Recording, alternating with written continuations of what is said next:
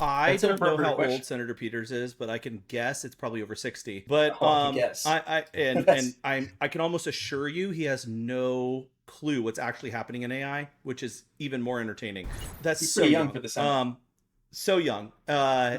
Toasters were like a new invention when he was, around. So like Randy, you said overhyped. Send prompts, not nudes.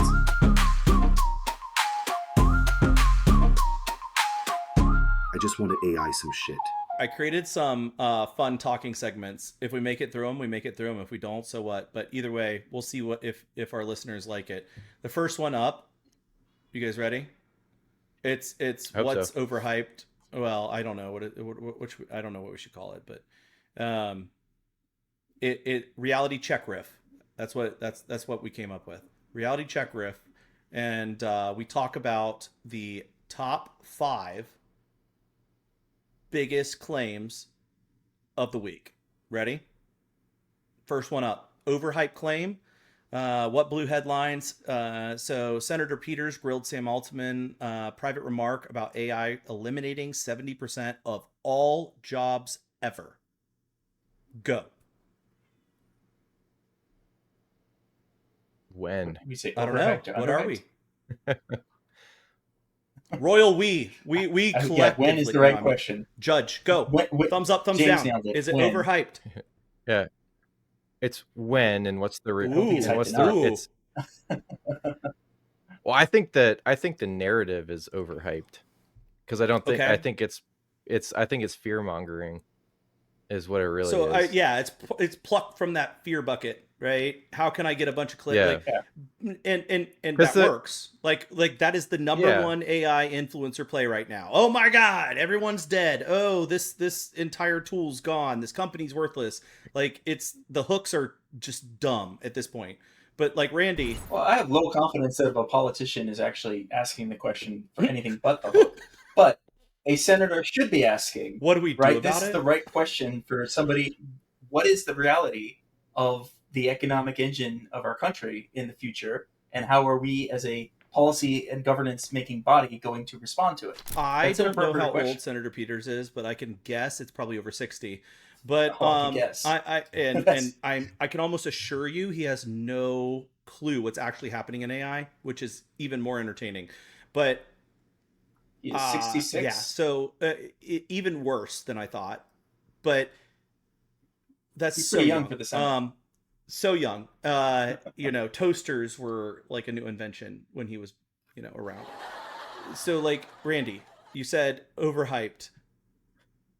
Underhyped. James, you think it's a bad hook, but does it live in reality? I think unless the narrative changes to like, yes, it'll replace 70% of jobs, but it will be creating these many jobs along the way. Bingo. Right. And then so you get to like, if you want to get, I think it's overhyped unless it gets to the reality. I think it's like, it's kind of like, here's like 90% of jobs. I agree with here's both a of you. sliver of truth, but not the whole truth. Yeah. So exactly. So Right. I think it's spot on. Yeah. I think it's accurate, but my accuracy stems on a further clause. It must also continue to say, in addition to, it will create X amount of jobs, because the jobs that like nobody's going to be doing spreadsheets ever. Like at some point, the intern that's always would hype no. it. Oh my God! There's no way, James. There's no way. O3 by itself can outperform any human being in spreadsheets. Like just crushes it. Wait. Maybe. So let's do this. Statements, I think, Game be greater on. precision, right? So the raw creation of a spreadsheet, perhaps, but the work with a human on them for a long time, it'll be. So that's a different concept, and I like where your head's at, because that's a different one. I have a challenge. That's the one I wasn't thinking about. I Go for it, James. challenge O3 to recreate my revenue forecast model. Oh, off. If it can do that, I'll just be like, all right, I quit. I think I could do that. I think I could make that prompt, but it's going to be less. It's just going to be slightly under Klein's system prompt. Just a little bit.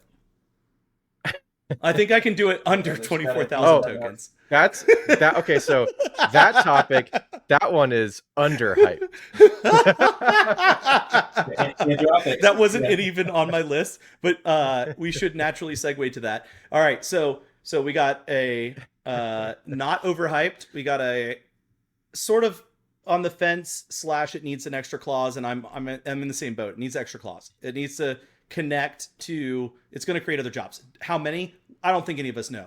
But the reality is, there's no way that you're going to hire people to do the same menial work, even if we just take executive assistants and note takers. What's the office, the doctor note taker people? I forgot. Transcripts, medical transcriptions, stenographers. Like honestly, x-ray techs at this point. Like it'll be 20 years from now before we ever get through all the medical bull that is America. But it's pretty much like just absolutely wrecking x-ray techs at like such a ridiculous margin. It's our governmental framework can't pivot fast enough to save lives. That is how I would put that. And it won't. But if we transition to the Klein prompt, James, you want to drop that bomb? Yeah, I'm looking for exactly which model, the one I saw, but it 3.7. was like 20. Was it The latest 3.7? model. It's 3.7. Yeah, it was 24,000 words. Tokens. 24,000 tokens. No tokens. 24,000 tokens, which, by the way, it's not a small amount of tokens. Are you sure? That's a hefty system prompt right there. It's pretty long. It might have. The first thing I noticed. Okay, well, John begs to differ because he has 100,000 token system prompt. No, oh my god! But anyway, actually, how many? It's probably not as Anthropic system prompt for Claude was leaked, and it is quite large, 24,000 tokens, which I mean, large, debatable, but pretty large. But when you start looking at the prompt and you see sort of redundant sections, and it doesn't seem like it's as optimized as it could be. Are you Which impressed with the prompt? Was I impressed with the prompt? I mean, 24,000. You should be like, be over the moon, right? Yeah, quantity over quality, right? Yeah, they have a lot of different prompting styles baked inside their system prompt, but it's. I think the structure and the flow could be a lot more optimized and done in a much shorter, condensed, meaningful way. Not I don't want to say meaningful, but like a little bit more organized way to reduce some of those tokens, so you get more context window to work with. And I think finding that right balance is actually helps the model performance. Do we know for a fact that they didn't test it that way? Like, is this a design? I was thinking that. We don't know what we don't know, right? But yeah, like, I was thinking like if they did do it intentionally, then they're purposefully repeating some things in different ways for the weighting and for the influence. I just don't think it's necessary from what I saw. I think I have to say, like, to me, we should. To me, like what you just called out screams inefficient model. It just means, like, model. Yeah, like you haven't fine-tuned the model. You're over influencing or trying to over influence on the system prompt side because your model is inefficient in execution of its own instructions that you want it to weight or overweight, because that's why you have to repeat things, right? We've done this before. You're essentially fine-tuning the model via prompt engineering. That is exactly what it is. Yeah, so you could, they could, there's probably a give and take between the two methods, but I'm not sure if they've found the balance just based off of what I see in the system message. Actually, what I'll do is I'm going to analyze the system message, and you can come over to Nexus, and I'm going to write about it. and we can carry on the conversation over there, and you guys can tell me what you think. But That's a great Yeah, idea. Had you checked before this? I always thought Anthropic was one of the better vendors if they did put their system prompts on their website. So it was a bit disappointing, that this thing is 15 times longer than the actual thing that's that posted was there. to me, that was the call out that I was like, oh, you mother, look at us, look at us. We're not black box. Oh, look at us. We are the whole story is, yeah, right? the whole story is we claim we do something, and the thing that we claim is not the thing that we're doing. I'm curious how that came to be, though. Has it always been that case? Was it a recent push? Did somebody screw something up? Those are fair. Fair call outs. Is it an we don't know. Is it People an experimental? Who would go anywhere choose to be there, right? And part of the reason they're there is because that shared ethics of not being like OpenAI. As we've seen a lot of departures, right, in the AI space, and at that level, you can kind of write your own ticket. So for folks to want to be at Anthropic right now, they have to believe in the mission, and they have to believe, that is. So I don't know. It's just interesting to me to see that happened there. Like, to your point, John, like the actions don't match the statements about the culture, and I wonder if that is a crack or just somebody had a bad Tuesday. Think we know this from personal experience, but not from startup experience. But the bigger the organization, the higher likelihood of diverse type of people making into the organization that aren't necessarily aligned with the values and like all of that kind of stuff. So like they've grown very fast. Doesn't mean that everybody agrees. And it also doesn't mean that they have proper like policy and or process established because of the speed of growth. So yes, I think your point is very, very valid. Like it could be a slip. It could just be a miss. I hope that it is, because I really do like a lot of the things they do and what they stand for and what their models do. My biggest problem with Anthropic is just the price of their models, honestly. If I'm going to call something out, I think that they have a great product that does really, really well in a certain space.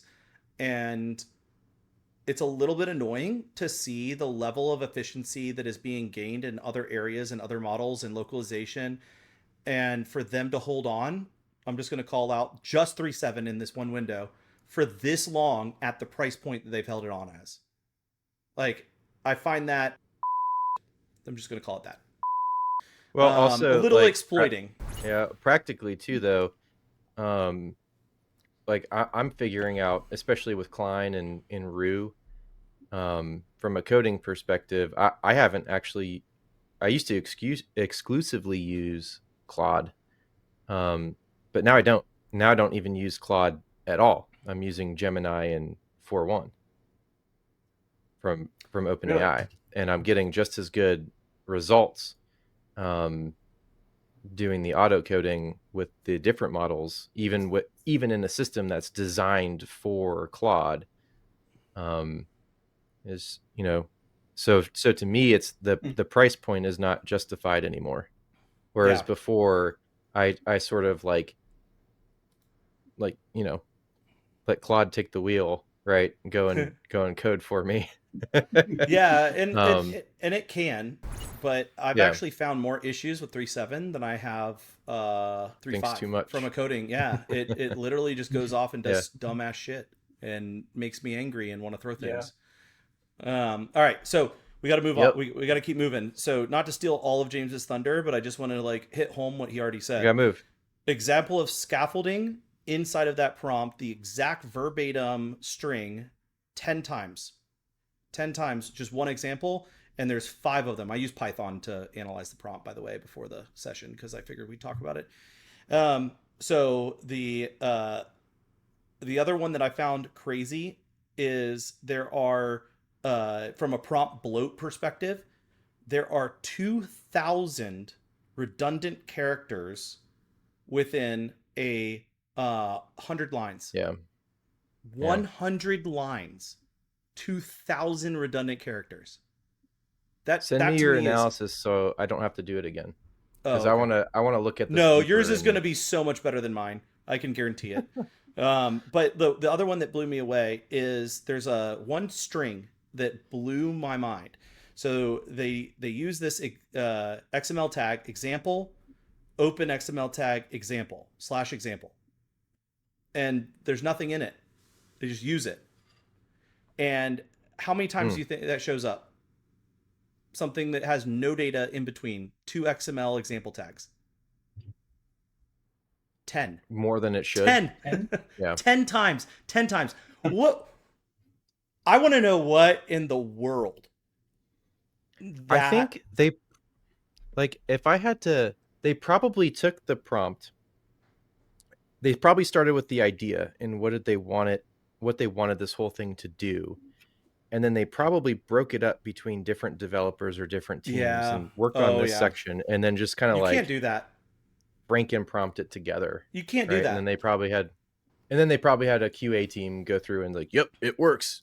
Like, yeah. 3 7s over there, like choking on the prompt, but it's working because we made a good model. Yeah. Oh my God. Give enable 15 minutes with your system prompt, and we'll have 3 7 working like it's never worked before, just for shits and giggles. We'll do it for free, no consulting. Actually, we're already doing it. We're already doing it. Yeah. Just let us know and let's talk. All right. So next one is interesting. Myth versus math. World Economic Forum 2025, 78 million net jobs by 2030 if reskilling keeps pace. Isn't this the same topic? Sorry, I know. You would think so, but no, it's not. So first topic, overhyped claim by Sam Altman on Capitol Hill, right? 70% of jobs. Second claim, which is by the World Economic Forum, that plus 78 million jobs by 2030. Don't worry, I chose these topics on purpose. Yeah, back to back. I know. James is like, I've got to research some.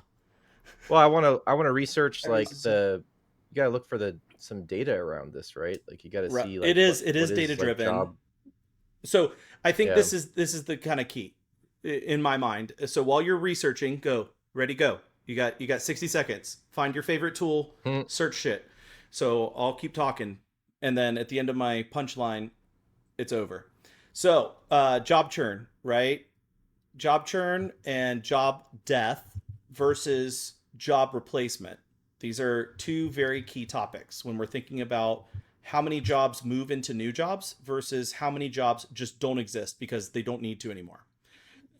As we're thinking about that, the roles like bank tellers, things like relationship managers, individual jobs that require people interaction are like typically would be thought to be safe are no longer safe because in many cases, customer service on a phone is actually higher approval rates than people on the phone with other people, which I don't think that is what most people thought, but they've seen the same thing within relationship managers and even bank tellers. So what happens when your bank no longer requires a face to do any transaction? It's a very interesting question, but the reality is, at the end of the day, anything is up for grabs, especially as we get to more autonomous and more personable agents. So there's sort of a dynamic shift in what dies and doesn't exist and what transitions to a different role or different function or support function for AI. One teller or one bank manager or branch manager controls all the relationship managers that are AI, and all the tellers is an interesting example that I saw. The last thought is, like, if we think about like demographics in the US, you have about 2 million knowledge workers is the current assessment. What happens to knowledge workers in this equation? Because for a long time, knowledge workers were thought to be safe, but that is being challenged now. With things like O3, you can get lawyer, subject matter expert, even cybersecurity expert level knowledge between O3 and internet knowledge to create outputs that rival high-level $500 an hour subject matter experts in fields. So where does that knowledge worker base sit? What's the impact, and where do they transition? What are they doing? Are they teaching AI? Are they part of a different working class? So this is a No, it's much not. It's bigger small. It's topic 5 minutes. for- Ready, go. than a lightning Uh, lane. Like I would just posit that the two things that factors that need to be calculated to give a good estimate. One is how many people does it take to run a company, right? And to have that company be an effective competitor, right? And then given that, what is the number of jobs that could be done by AI, but would be better to be done by humans, right?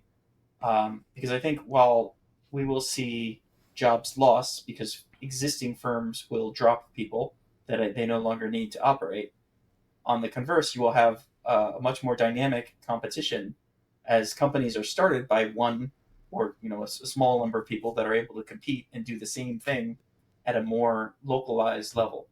So like does the future economy in 10, 20, 30 years look like ours today with mega corporations? Or does it look more like the medieval journeyman apprentice style, you got your blacksmith for the town, and but it's my banker or it's my cybersecurity thing.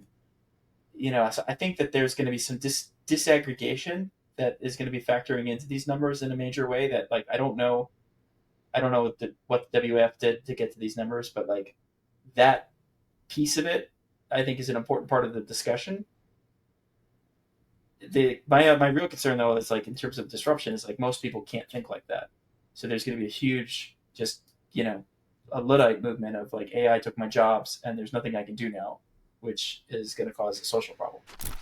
Yeah, so like you're so things I'm looking at here, reskilling and policy, right, as being a key factor. Well, let's throw policy out because that'll be 5 years away.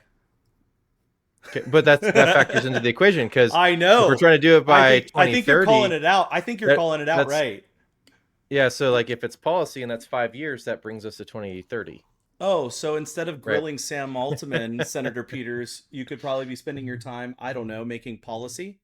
And then it's kind of, and then the other thing. Well, in America, that tends to live with the executive, and that is more likely to happen rapidly and with minimal deliberation. Yeah, but the reality is Sam Altman is not going to push governmental policy on AI. No, he's just going to define it through just doing it, and then it'll become policy later. If anything, he's going to want it. He's going to want it for companies his size. So maybe no policy is the strategy to get there, right? And then it gets to a spot, and then it's like, okay, now we need policy. But the other thing is like the industry like section, like the domains, the sectors, like it's going to require a shift, right? Because you got all these jobs scattered across different industries. You're going to need to see a lot more going into technology. Mm-hmm. And then it's like, all right, well, who's making my iPhone? all right. So here's the hook. All right, Thanos snaps. He's sitting here ready to drop the gauntlet. Do we end up net positive with humans doing more work, or do we end up negative with humans doing less work? Ready, James? I still think that if AI gets smart enough to automate jobs, it's going to make us do the work. Like, whoa! that is not even. AI Thanos is like, I'm not going to snap because I need slaves. I need meat bags to do things. Yes. Oh my God, yes. That was clutch. Fun news factor. Did you guys see this? ServiceNow has made their CTO also the head of HR. The person who's going to make decisions about their AI spend is also going to be making decisions in a large way. I wonder what they're going to spend money on. One of the first for head count. Yeah. Yeah. Interesting news story. That's interesting. To follow. All right, Randy, go. It's related to it, right? Same thing. I think there's more jobs, but they don't look anything like. I agree. We have right now. I agree. I was being funny. I think you're being serious. James's AI is going to be an iPhone. Randy's making James's iPhone. So the last one I have is OpenAI. We rag on them a lot, but they actually did something pretty cool, which was the health bench, which I don't know if you heard about, but they actually took 5,000 different physicians. They designed scenarios and actually openly assessed their models against clinical charts. I think this is like really notable because at this point, like it really hasn't been done. It's been other groups, outside groups, people taking the models, using the APIs, yada, yada, yada. But I think this is the first big open benchmark that like publicly took doctors and doctor judgments and actually put them in a true scientific study with multiple choice trivia and compared them against a model in the exact same scenario, which I think is huge, huge. I also think that it's a big step in the right direction where startups, hospitals get to actually look at a standard or a shared standard for how we think about faster, safer, and actual measured deployments for value against how doctors are leveraging AI or how doctors might be replaced by AI, which is a very scary thing, I'm sure, for some people, except for, the poor and the people who can't afford doctors. But I also think above everything else, it sets a precedent. And right now, I think that in the medical world, there's a huge gap of especially generative AI and how many huge impacts. So my question to you guys is, do you believe that this makes a mark on healthcare that actually significantly influences regulation, or do you think it's another 10 years still? So I think there's actually a lot going on in AI and healthcare and biotech. The Google's got a whole ton of models that they're developing right now in supporting a bunch of different things. And I think benchmarks are generally good. It's important to have things out there that you can measure and train against. And ultimately, like the best outcome for science would be for someone to come along and beat O3 on the benchmark. And there's some dimensions that they're measuring that are interesting and novel. Back to policy though, on if it happens fast or slow, right? Like I think at the startup and the research periphery, it's absolutely having an impact. And like things that are coming in biotech are, they're doing genome sequencing and creation using AI in digital forms where, you used to have to wait for tests and helping to hopefully speed drugs into market in different kinds of, different situations. So like, I think that's all super positive. The thing that will slow it down is the regulatory structure, which is somewhat being dismantled. So probably, that plus the Trump administration seems to be investing in the space. So they probably full steam ahead. You think positive, like you think it does have an impact? AI in general, absolutely. The health benchmark is brand new, but I'm optimistic that it will be a good thing. James? I didn't hear the question because I froze. Oh, I'm sorry. So the question was, do you think that this actually moves the needle forward and we start to see the regulatory like restrictions against AI and startups and like speed in which we can have influence in that area start to move? Or do you think that this is a net sum, like nothing changes? Still a decade before you see any of this benefit. No. Yeah, no, I think it's going to be it's 100% going to be a needle mover. The question of when does it start impacting policy is when something goes wrong, right? Like that's like, I feel like we're very like a reactionary sort of culture and see that in a lot of how companies operate, how people just operate in general, right? You see it in our own healthcare, right? Direct correlation here, right? You don't go to the doctor unless there's a problem. So from like a human behavior standpoint, I think we've got this incredible technology that's going to make a massive impact extremely fast. And as we have seen it doing, I don't think that stops until something bad happens and makes us react and then change policy, which will then slow it down. But right now, I think it's kind of like pedal to the metal. So until there's a bear man pig. Until there's a man bear pig. Yep. And once we get a man bear pig, then we're like, whoa, pump the brakes. Yeah, totally. Yep. I agree. That's just my thought about it. Because I don't even think it's possible for policy to catch up. So like until something happens yeah. that's bad, it's just going to keep chugging along, and it's going to continue manifesting itself in businesses and in processes and in startups and you name it, and until our conversation earlier, the autonomous AI goes out and like robs 20 banks and puts it all into John Petty's account. I hope that someone else creates that AI and it's not me, because plausible deniability. But yeah. So that was our reality check riff. We got to get faster at this, and it's mostly my fault. So I didn't prep you guys at all. I literally dropped it on you like immediately. So you're welcome. Thank you. Exercising the old the human brain. Well, I think it's important because the one thing that I actually got recently, I had a couple of listeners either reach out via text, had a couple in person, and I had a couple calls who were just like, "We listened to your podcast," and that was cool. Which is like, all of our 3 listeners. Thank you guys. You're amazing. But either way, it was more than 3 that actually hit me recently. But I had 2. No, I know, right?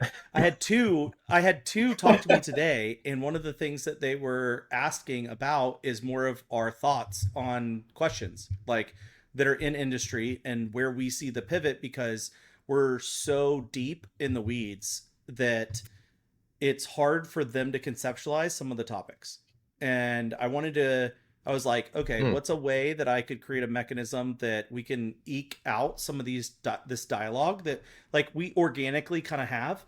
And that was their favorite part of the podcast so far, is finding out like, what does James think about this? What does Randy think about this? What does John think about this? And why are they different, or why are they aligned? And if they're aligned, like, ooh, maybe I should pay attention more. And I thought that was a really cool dialogue. From whiskey pours to AI wars, thanks for tuning in. Stay curious, stay questioning, and we'll catch you in the next episode.